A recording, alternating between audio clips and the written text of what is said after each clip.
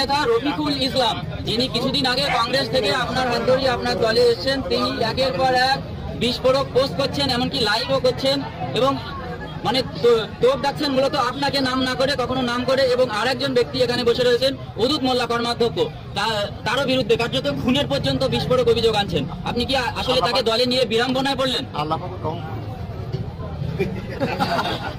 এতটুকুই বলবেন তার সম্পর্কে?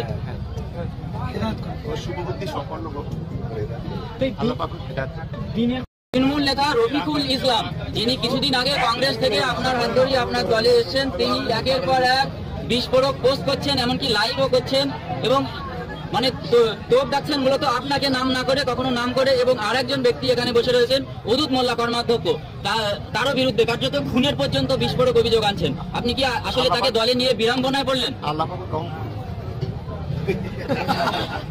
এতটুকুই বলবেন তার সম্পর্কে? শুভবুদ্ধি সম্পন্ন